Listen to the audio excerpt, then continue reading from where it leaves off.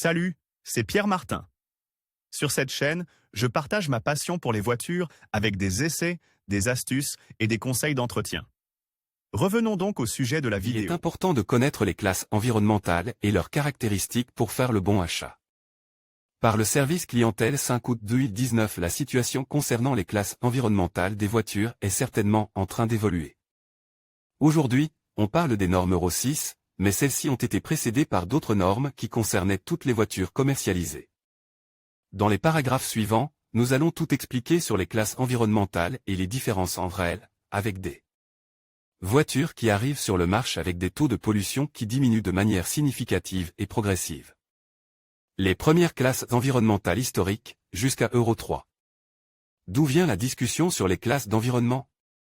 Pour analyser au mieux une telle situation, il faut remonter très loin. La séquence dépend d'une série de mesures adoptées par l'Union européenne et introduites au fil des ans. Voici les premières réglementations historiques en la matière. Commençons par la classe pré-euro, qui comprend les voitures immatriculées jusqu'en 1992. Ces voitures n'ont pas de catalyseur ni d'injection de carburant.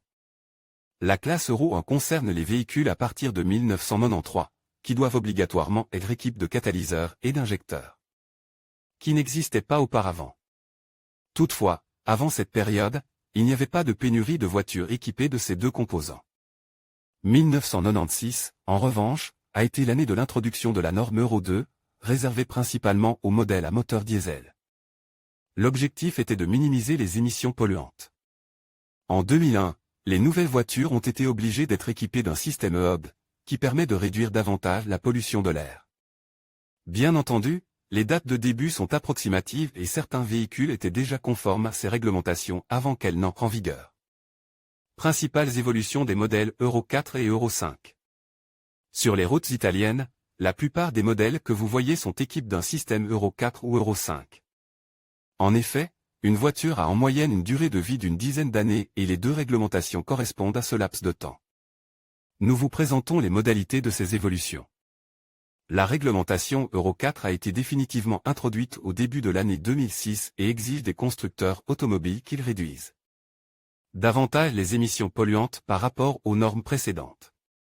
L'objectif principal est d'éliminer presque complètement la propagation de l'oxyde d'azote et du monoxyde de carbone, deux substances qui peuvent causer des dommages considérables à l'atmosphère environnante. Toutefois, le niveau moyen de particules dans les moteurs diesel reste assez élevé. La réglementation Euro 5 s'est concentrée précisément sur les particules dans les moteurs diesel. Depuis 2009, toutes les voitures qui viennent de sortir de l'usine doivent être équipées d'une technologie de filtrage plus avancée qu'auparavant. Modernité technologique avec Euro 6.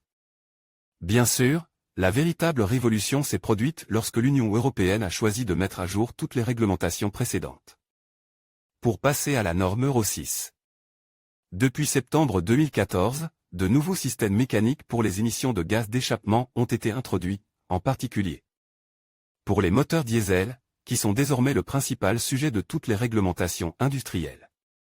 Grâce à la vanne EGR, à la technologie SCR et à l'additif AdBlue, les gaz d'échappement sont progressivement transformés en ammoniac, en vapeur d'eau et en azote. Les voitures équipées d'un moteur hybride ou électrique sont également concernées par cette mesure. Nous décrivons ci-dessous les développements ultérieurs de la norme Euro 6. Le règlement Euro 6 s'applique à toutes les voitures immatriculées à partir de septembre 2018 et vise une réduction significative des particules pour les voitures à essence. Le règlement Euro 6 entrera en vigueur en septembre 2019 et fait dépendre les émissions polluantes du test RDE, Real Driving Emission, et d'un nouveau cycle d'homologation clairement défini. Enfin, la norme Euro 6 TEB, qui entrera en vigueur en septembre 2019 pour les nouvelles voitures et en septembre 2018 pour les nouvelles. Homologation exige l'installation d'un filtre à particules moderne pour les moteurs à essence et d'un système de réduction catalytique sélectif pour les moteurs diesel. Comme on peut le constater, l'objectif principal est de mettre sur les routes de plus en plus de voitures vertes, capables d'avoir un impact vraiment minime sur l'environnement. Avec de telles prérogatives, les véhicules de toutes sortes seront prêts à circuler en toute sécurité sans causer d'altération particulière à l'écosystème dans lequel ils se déplacent. Publie dans Guide pratique.